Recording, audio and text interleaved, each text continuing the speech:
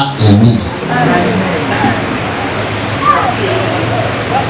Tu peux pas demander pardon dans ma communion sans ça dans les autres. Et qui va dire ça? Pardonnez-moi la conséquence. Alléluia.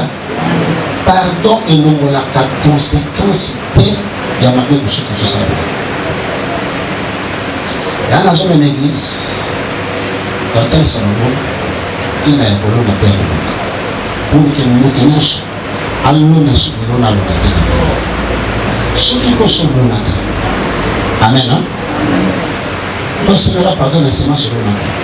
Elle est longue, il faut ça la vie. Au sein de ma wanzame. La wanzame, pourquoi? Pour nous voilà. Nous connaissons. Il y a pas de Jésus. Alléluia.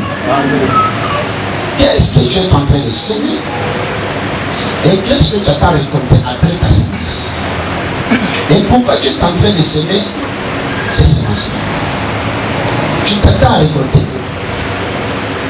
Alléluia. Il y a des gens qui sèment pour leur chair, pour leur corps, mais il y a aussi des personnes qui sèment pour l'esprit. Amen. Mais la majorité des personnes, nous sommes en train de semer pour notre chair. Et les païens et les chrétiens, nous semons tous pour notre chair. Et nous oublions que toutes ces masses que nous sommes en train de jeter sur la terre, ça récolte. C'est conséquence. Paul dit, ne vous y trompez pas. Comico sakati. Aujourd'hui. Au bout grand parce que la semence mine toujours semée par notre corps. Et ça, ils sont de ma mission dans ma camoufle dans ma secte de la carte. Alléluia. Nous avons parlé tout au long de la semaine des deux semences. Au courant de la semaine, nous avions parlé de quelle semence était la semence. Nous avions parlé de la semence de la calomnie et de la semence de la malhonnêteté. Et nous avons aussi ajouté la semence des mépris. Amen. Pour la calomnie, nous avons dit que ce sont des accusations fausses que quelqu'un est en train de donner pour l'autre. Amen. Non? Amen. On a pensé à nuire le témoignage de la réputation. Alléluia. Calomnie, c'est une dénonciation calomnieuse. C'est ce qu'on va passer. Donc, c'est l'accusation beaucoup fausse. Oh, nous avons apporté contre nous, de Konaye, pour la saluer de réputation. Alléluia. Et nous, qui sommes des spécialistes de la sémence. Et on va mettre la bannière. Alambi dossier de la bannière, on peut battre la bannière. Amen. Surtout dans les réseaux sociaux, nous connaissons comme ma casse. Calomnie, c'est ma casse dans les réseaux sociaux. On va inventer notre histoire, on va bannière, on peut battre la bannière, réputation de Seigneur. Nous sommes des spécialistes. Il y a pour nous. À part la calomnie, nous avons aussi parlé de la malhonnêteté. Il y a des gens qui sont en train de semer la malhonnêteté dans leur vie. Amen. Dans la malhonnêteté, on va dire, faites que vous avez la sérieuxité dans l'engagement tous les jours. Tu es malhonnête. Et il y a des chrétiens comme ça, il y a des enfants qui sont comme ça. Dans la Bible, il y a ces gens-là, sont souvent Amen, non? Après Batamisaramo, il y a aussi d'autres personnes qui ont un avocat, un magistrat, il y a des gens qui sont aussi des malhonnêtes. Quand tu entends la société, ma malhonnête, c'est ça. Alléluia. Mais il y a Batamisaramo. Batamisaramo, il y a un malhonnête, je vais te faire continuer. Un menuisier, un maçon, un réparateur. Alléluia. Ce sont des gens malhonnêtes. Il y a un mot au Amen. Ils prennent des engagements, mais comme on rapport à servir mon tour de camoisole avec engagement et comme et bazama casse, et bazala sur la semence en mensonge katina. Et malhonnête, madame la des infractions que j'ai jamais expliqué. Madame la des infractions, escroquerie. na vie de confiance. Alléluia. Remarquez ce que vous avez marionnette. Admettez me lisez marionnette. Et là, ce papier est dans la police. Pas mal de factures. Pas bien, c'était l'escroc. Hein? A besoin de la confiance de sa vie. Et seulement ce moment, ça n'a pas fait avec les gens ne sont plus honnêtes. Et comme la vie a battu la malhonnêteté. Les bébés sont vraiment malhonnêtes. Qui prennent des engagements et qui n'arrivent pas à réaliser ça comme ils ont dit. Frères et sœurs, un jour tu vas te retrouver en prison. Nous voilà malhonnêteté. Alléluia. Alléluia. Amen. Mais bazala batumo, bazala la confiance. Dans un moment à Congo, là qui s'en occupe, voisin la biche. On a la yo la biche. À cause de malhonnêteté. Amen. Bah voici qu'un quartier, mais quand même un quartier doit ça. Petit quartier, petit mot courageux, à Soulaka Batuna Misala, pour soulever la voiture, banda très très bien. Famille ne peut se confiance. Ah, moi, on a vraiment mon confiance, moi, on a malade, mon copain, on a eu, voilà. Basuye, ba confier, même ba clé la bango yani. Ba la qui c'est même ba secret anda pour na bango. Est-ce que vous comprenez? À découvrir nda pour mobimba. Ba laisser confiance. Pas l'accès du comportement mo maram. Alléluia. Amen. Un jour, or que tant ça va découvrir quand on surtout na barrière pensée. Ba te fona le ça. Un jour ba bima bango sur nda ko boye, ba kende église. À Salika semblant quand Dieu a fait une église, je ne peux pas imaginer que mon frère est à Bimi, parce que dans la église, il y a des gens qui ont dans la église, il y a Bimi. Donc, il y a une place bâtie à la clé, à Zongati, Nanda, à Zouakla, Fumulanda, à Kenati, na chambre, et à Sika.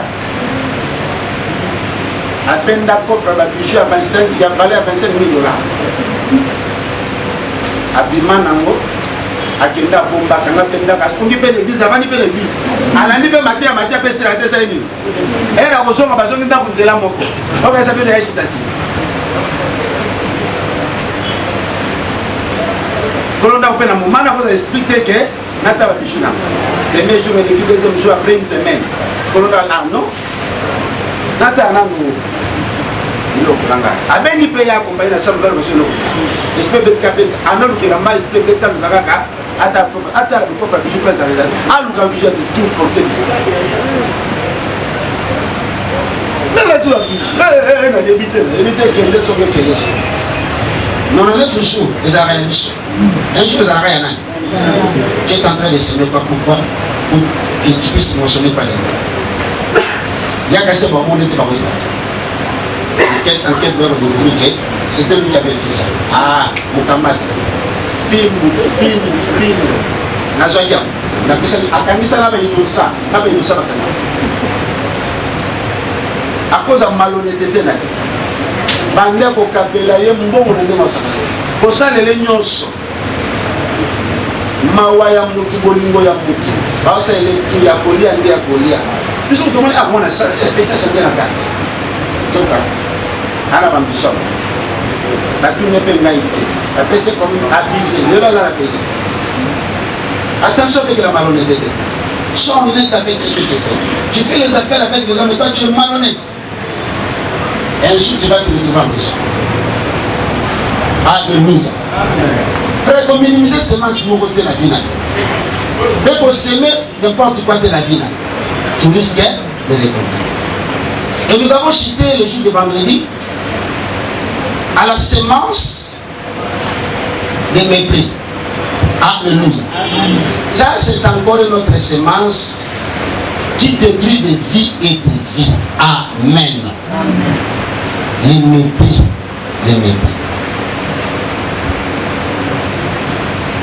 Ma soeur, mon frère, évitez de mépriser les gens de la vie. Même si tu es devenu comme eux, évitez de mépriser les gens. Amen. Il y a des gens à cause de ceux qui sont devenus, sont en train de mépriser les autres. Amen. Amen. Amen. Amen. Frères et sœurs, on a ce qu'on va pas la prière la semaine. Frères et sœurs, il s'agit ici d'Agar qui était la servante de qui? De Sarah. Sarah était qui? Sarah était la femme d'Abraham, patronne d'Agar. Mais comme Sarah ne mettait pas au monde, elle avait pris la résolution de donner sa servante à son mari. Amen, non? Pas beau de l'année, ban.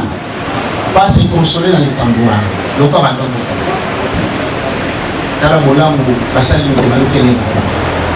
Alléluia. La Bible dit, maintenant lorsqu'Abraham a pris Agar comme sa femme, et il a couché avec Agar, Agar était devenue enceinte. Maintenant lorsqu'Agar était devenue enceinte, la personne qu'elle a choisie pour m'épouser, c'était maintenant qui? Sa maîtresse. Alléluia. Alléluia. Amen. Yoko mwana musala na ngai. Nakozanga kobunga na ngai. Tona musoba ya Sarai. Na peso mobali na ngai. Bomota na bana babota mabona na me makata bana rwanga zobota. J'avais posé la question à l'église. Sarai avait bien fait ou bien elle avait mal fait. Sarah qui m'avait passé les malades. Hein? Ah, ça les malades, toi, ça les malades. Ça les malades, moi? Ça les malades? Hein? Ah, ça les malades, moi? Est-ce que c'est la malade? Pour que mon mobile ne pas dire comme malade. Oh, comment vous avez ça les malades? Mobile n'a eu. Pourquoi vous ne savez pas mon salaire n'a eu? Même si la promesse tarde, sois patiente. Sois patient, frères et sœurs. Les gens n'ont pas tout sur la vie, hein? Tika nous au bouteille. Amen. Les gens n'ont pas tout sur la vie. Tika nous au bouteille. Tika est placé au Joaki. Tika n'a pas ça à Salaki. À Salaki. Là, il faut avoir parenthèse. Elle est sur le Bétaka. Mungu mama kama makana limundu kuzukinyo kama limundu amoni mbolo kazo le kabela mbolo ko sunga c'était de kola mbolo ko sunga mbolo ko fitima kai moi c'est quelque chose de lié et mbolo ko kele mabaya seni alongo ni nzete tambolo yake dakangi mbolo ko rubi et bien là mais qu'on a pas lié nzarabo siko yo ndio za bele inangai ati kokini no funga na lia boka bi bola munyo songa na salelio ebo ngoso selanga ya moyo. La discussion on a, la discussion de moment de Gabi, et comment ça nous mène? Parce que nous avons tous en train de l'histoire. Gabi non, il y a pas de mal été. Moi habite pas ça qui vous n'a pas coûté c'était matériel il y a beaucoup de matériel. À ça quelque chose. Na mawale ko longola yi. Mais tana si autant na longola nyama ko ya munikanga.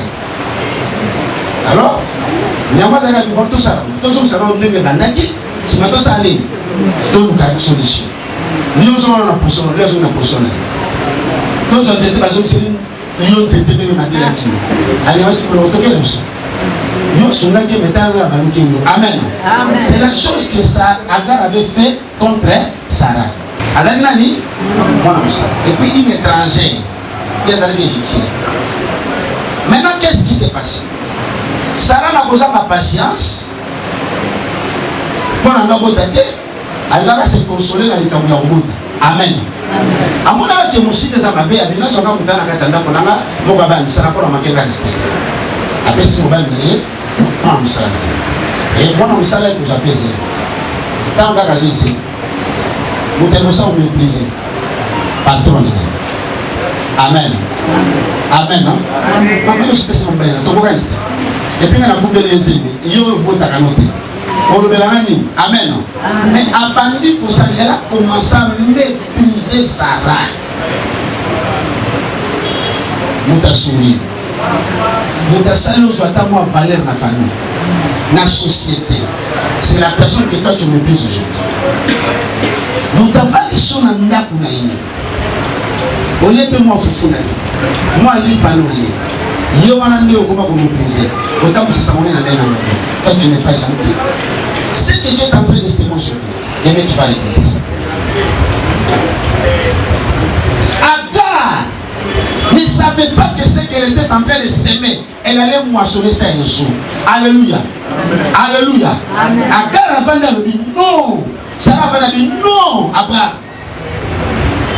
Elle ne doit pas me traiter de la sorte. Non, tu n'as pas essayé. Pour que nasi bata mwana. Amen. Et moi c'est qui bato bi.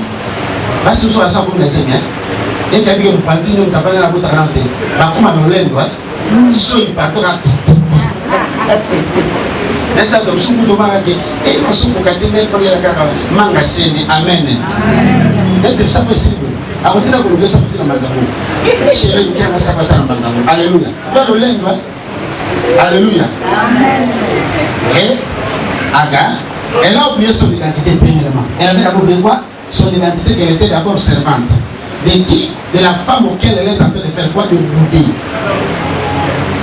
De mépriser. Alléluia. Amen. Nous sommes sur le nous sommes dans le village, nous sommes dans Kishasa. Nous sommes pas comme Moutou. Nous sommes sur le village, nous sommes là. Tu n'es pas sérieux? Alléluia. Agar a commencé à faire de n'importe quoi. Tant même que Sarah, vous savez que c'est ça dans sa vie. Amen. Sarah, mon ami, trop c'est trop. Sarah, elle veut s'apprendre. Dans verset 5, il dit Sarah dit à Abraham, l'outrage que mes frères retombe sur toi. J'ai mis ma servante dans ton sein. Et quand elle a vu qu'elle était enceinte, elle m'a regardé avec mépris. Que l'Éternel soit notre juge. Alléluia. Sarah maman Sabadabi, Ngai, n'a jamais péché.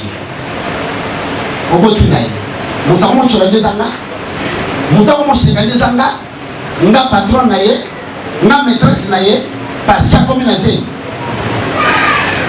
Que Dieu soit notre juge. Alléluia.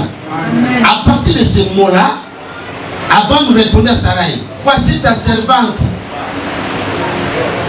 Elle est à ton pouvoir. Agis à son égard comme tu trouveras bon. Alors Sarai la maltraita et Agar s'enfuit loin d'elle. Alléluia.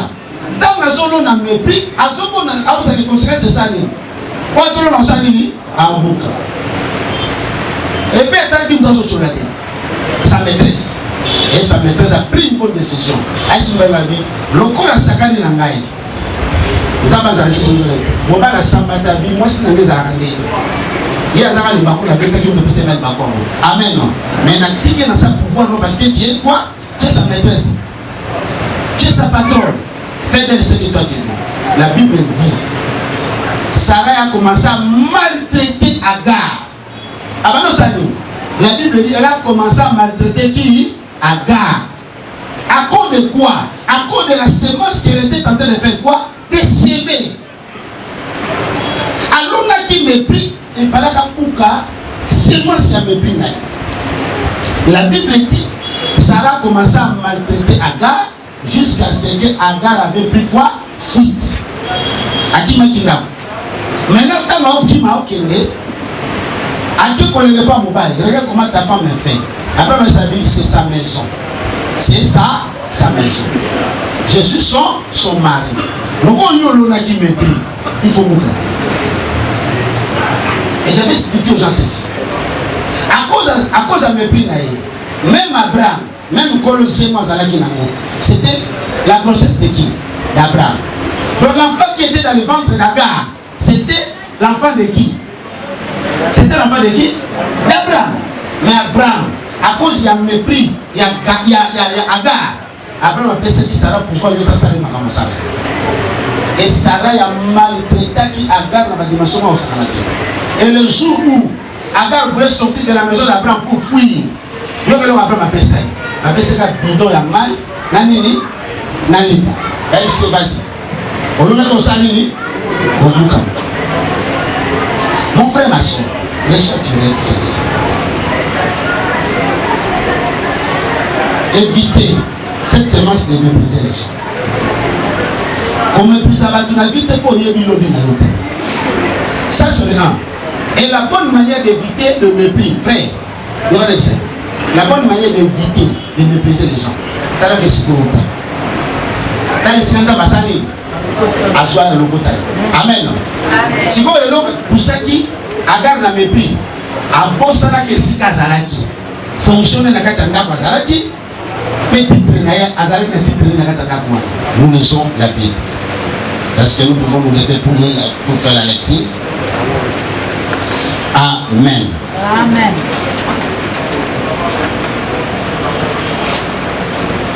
Par définition, le mépris c'est quoi? C'est une parole ou acte de mépriser. Sentiment par lequel on juge une personne ou une chose d'estime, d'égard et d'attention. Amen. Ça c'est la définition. Maintenant, voyons que dans la Bible, le comportement d'une personne qui avait méprisé l'autre et quelle a été là la conséquence. Prenons nos Bibles. Genèse. Genèse chapitre 6.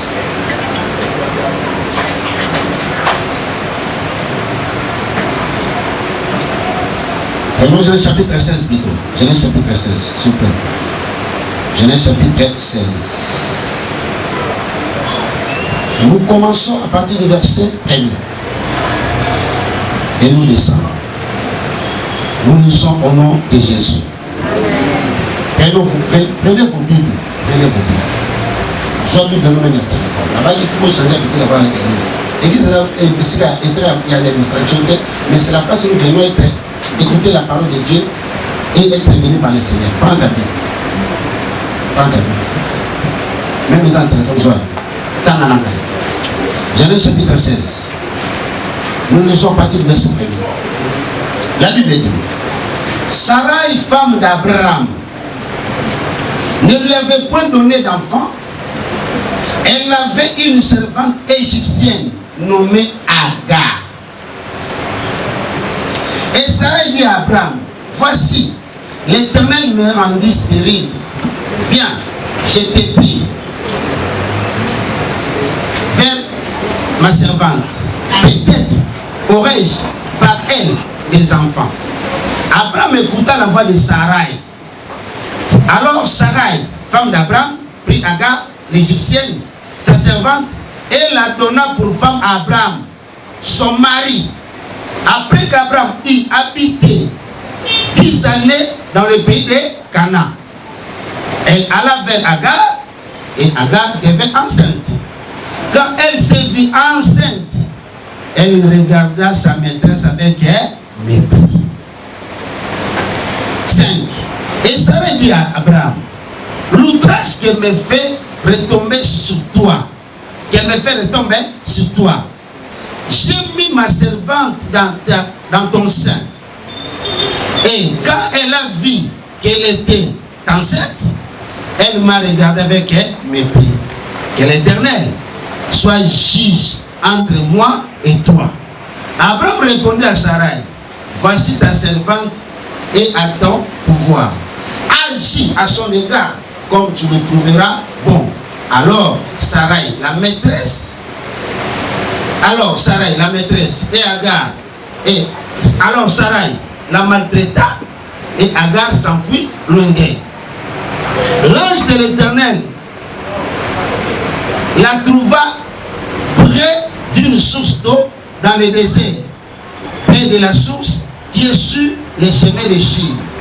Il dit à Agar, servant de Sarah: d'où viens-tu et où vas-tu? Elle répondit: je fais loin de Sarah, ma maîtresse. L'ange lui dit: retourne vers ta maîtresse et humilie-toi sous ses mains. Amen.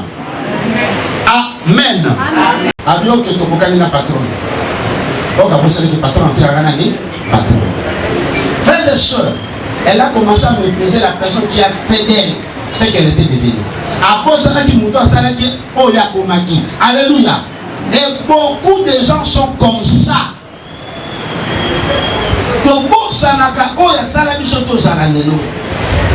La personne à mépriser, c'est celui qui a fait de toi ce que tu es.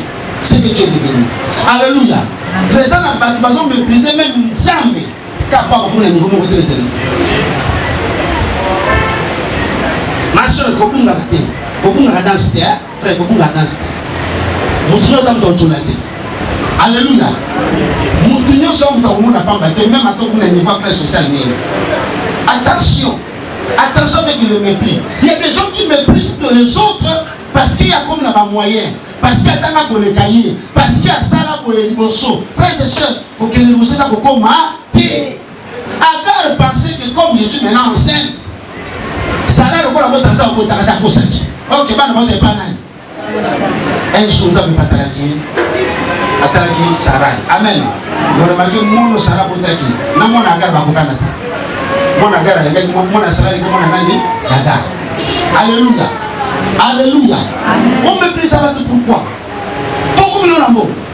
Et bon dit comme ma soeur. Bon dit comme frère.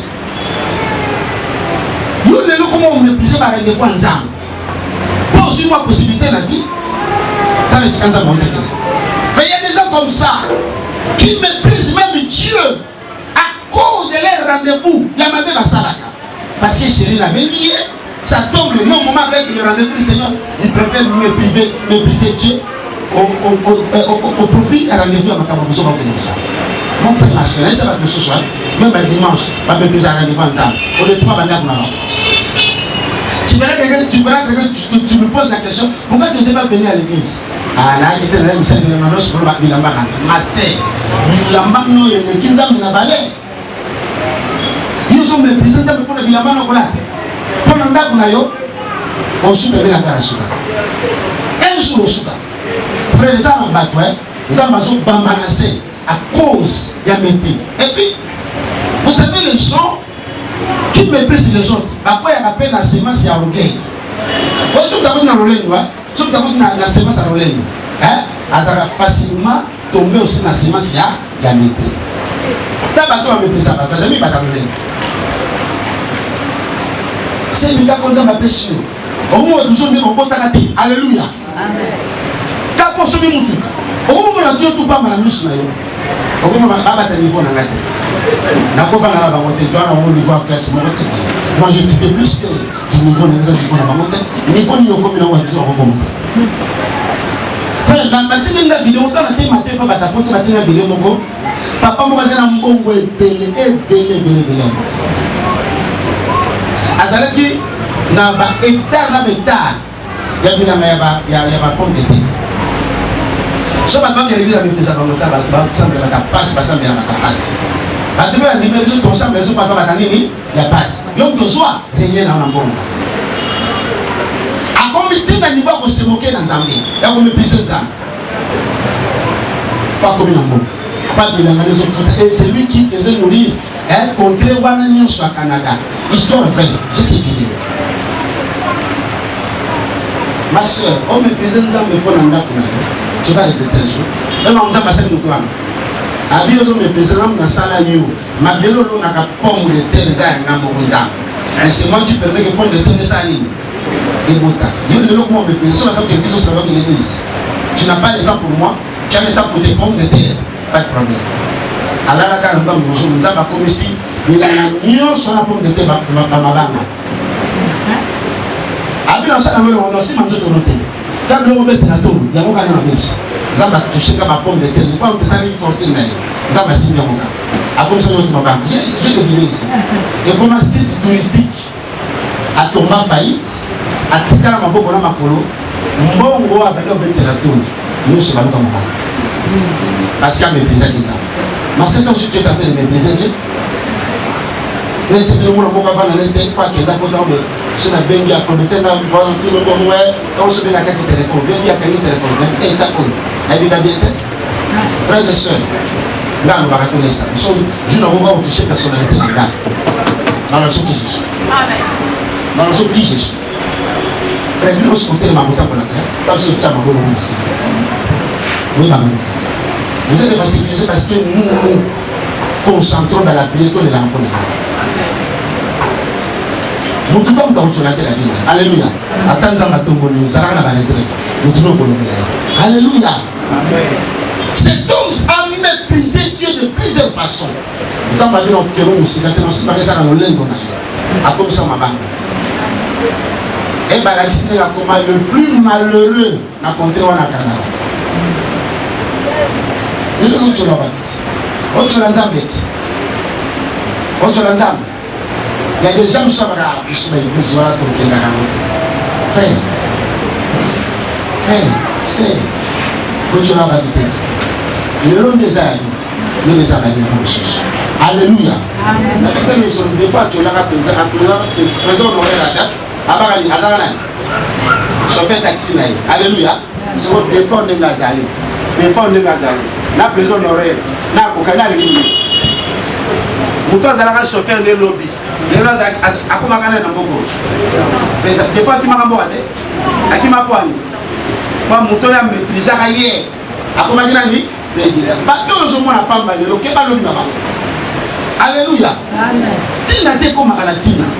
Ma peine d'habitude, tu dois la sémence sur ma casse. Tant qu'on dit qu'on soit moi et l'autre. On va nous montrer un avantage dans la vie. On va nous montrer un avantage. Dieu ne bouge. Alléluia. Même maman n'a dit que je suis au travail. Pourquoi on me dit que maman est au travail? Alléluia. Il y a des gens qui me disent même les mères. Pas comme Mikoko. Frère, on va le saluer. Maman n'a pas comme Mikoko. Il y a des gens qui m'ont dit. Fier de ça, on ne va pas battre la caillou. Soit des gens qui ont famille aux amis de l'autre. Respecte ta mère. Honore ton père. Alléluia. Quelle que soit ce qu'elle est. Alléluia. Amen. Il y a des gens, oh, bah, mépriser ma parent à Bango, parce que maman a commencé à AVC, a commencé à paralysie, a commencé à oh, les qui a qu'on a bichou, moi si côté à papa n'a bichou kuna. Amen, hein? Amen. Papa, ça va pas mourir. Si il y a moyen de faire, place au tchama, maman n'a pas connu ça, maman n'a pas. Kendaka mutala kaye atava na kitokimus fika kati kendaka salaka fier que o asala na zalizanani ne plus pas ta mère ne plus pas tes prochains comment on va te combattre pour qu'on n'a pas de vie. Alléluia. Amen. Non tout subit pour ces années. Alléluia. Attention, n'oublie pas la Bible dit les premiers seront les ennemis. La Bible le solo après le pas beaucoup. Ça m'a salé au baganti, à te le pan pour ma locataire. À côté de Mega, tu ne pas un an. Il y a pas de locataire avec mes prisons, mon gang et la profil. Ça m'a dit au Kenya Puna. Au bout qu'on a Puna. Mais la tour n'a pas de meilleur locataire, c'est ce qui m'a bien salé. Ma soeur, il y a des choses que tu m'as téléphoné aujourd'hui qui vont peser sur nous demain. Car l'ensemble vivant à Boyer, qui on a su, nous ne sommes pas aux amours de l'État. On a su, on a soigné la matin surtout. Après, on a su que c'est ma belle amie, la maîtresse. Mais après, ça dit que vous avez salé quand c'est ma maîtresse. Dieu peut dire, c'est non, ça va nous aller. Mais t'as le moment de mépriser ça. T'as le moment de mépriser ça. Tu n'as plus le temps pour le Seigneur. Tu n'as plus le temps pour Dieu. Tu n'as plus le temps pour la prière. Alléluia. Ah, bah, prière, n'a pas besoin. Mais bah, prière, nous sommes des saluts aux alliés. Alléluia. Frère, il y aura des saluts. Je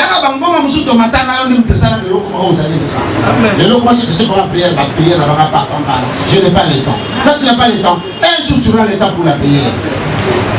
Un jour tu auras le temps pour la prière. Amen.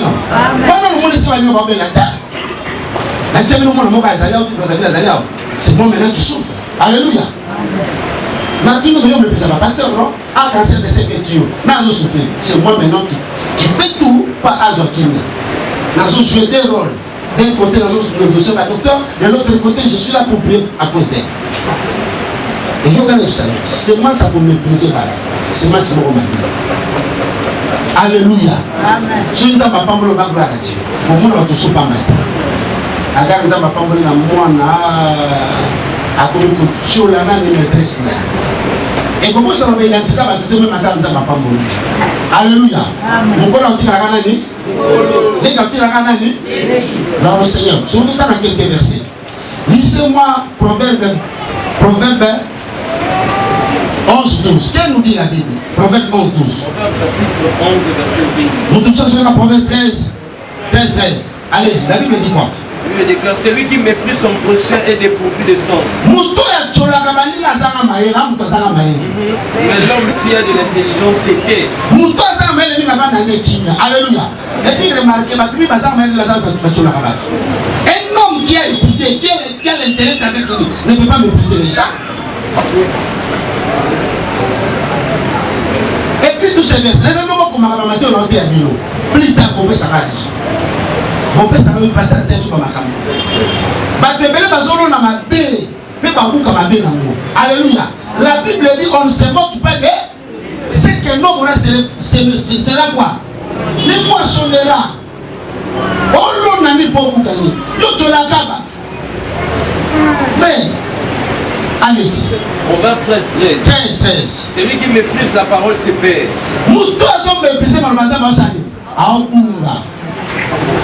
Mais celui qui craint le précepte est récompensé. Frère, ok, tant que vous méprisez on méprise oh, la parole, c'est ce qui fait de nous ce que nous sommes. La parole, c'est lui Dieu. C'est pour cela qu'il a dit à Josué que ce livre de la loi ne serait pas l'État.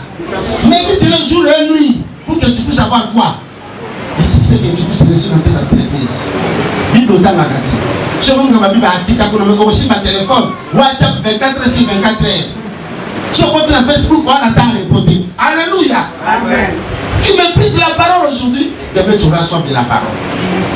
Allez-y encore. Proverbe 14, 2. Que nous dit la Bible? Proverbe 14, verset 2. Ouais.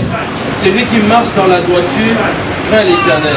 Mais celui qui prend des voies tortueuses le méprise. Répète-moi ça. Celui qui fait quoi? Celui qui marche dans la droiture craint l'Éternel. Mais celui qui prend des voies tortueuses. C'est pas que j'ai compris. Chaque fois que tu as ma vie à ma vie, tu me méprises ça.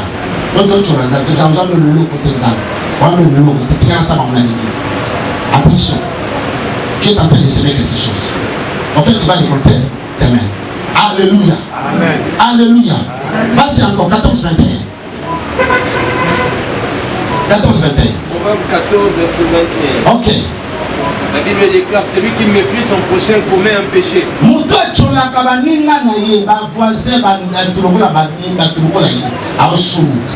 Mais heureux celui qui a pitié des misérables. Maman, il ne va pas mourir, frère. Vous sommes comme nous pas. Quand tu l'as bichoté, quand tu l'as ningate, sunga ne musu batuzuna utero bora yo. Alléluia. Ok, ne ko batega na salsa ngana le ko ni pas ngana sala ka monter. Quand tu l'as bichoté. Quand tu l'as bichoté pour yozu. Hein? Sale ça de bicho. Tant yozu il y a na bicho. C'est ça. On va dire non. Il dit quoi? Celui qui méprise son prochain commet un péché. Mais heureux celui qui a pitié des misérables.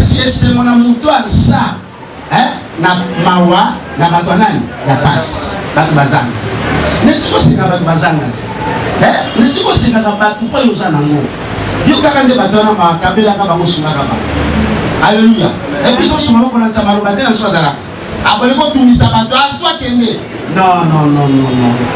ma sœur. Moi qui les ai dit, alléluia. Moi qui les ai dit, alléluia. Alléluia. Ça ne fait pas ça pour l'âge. Moi, les gens, non, ma question. Ça m'a roulé, j'ai dit. Ah, non, on ne pas ça, on s'est roulé. Donc, tu vois, quand il y a Baninga, allez, ça dit, il y a de bon état. Le doigt qu'a rencontré le vino. Oh, bonjour, ma sœur. Comme vous voulez dans la richesse. Alléluia. Nous n'avons pas un roulage à Dieu surtout. Les lois sont de sa côté. Qui est venu à rencontrer dans l'esprit de la Baninga. C'est quand on a sa côté sur le ballon de la Baninga. Au moment où la Baninga va terminer, permet la moi à flaque d'eau, on est qui concerne mon tout cas. Toi, on va que dans mon maille. Ah, maman, pour la cage. Maintenant, ça va aller dans la mer, il va se ce soir. Amen, l'histoire dans le Seigneur. C'est là. Quand tu as tout pour aller avant. Il va l'emporter dans le temps que tu l'as battu. Pourquoi? On lit à Kayayo, on lit à Manabatouté. Mouta tu l'as battu en soum, Kassaka de soum. C'est un péché de mépriser les autres. C'est un péché. Aussi kochola sungane bato passe. Alléluia. Et ngati ngam tani fona ngam ta sar na wote. Ngam ta sar nan. Sar ba ange. On ta sar no se biso tam district moko. Commune moko bi. Quartier moko. Balabala moko. So za danger nani. Pour que la on a fait mourir. Et comment pesa batos. Pourquoi tout ça? Pourquoi mépriser les autres? C'est un péché de faire ça. Alléluia. Après le mépris, avance encore. Proverbe 23, 12, 22 plutôt. Proverbe 22, verset 12. Verset 22 plutôt. 23, 22. 23, 22. Ok. La Bible déclare ceci. Ah. Écoute ton père, lui qui t'a engendré, et ne méprise pas ta mère quand elle sera devenue vieille. Alléluia. Maman la tisse na bac. Maman na tekaka kwanga. Amen. Alléluia. Amen. Amen.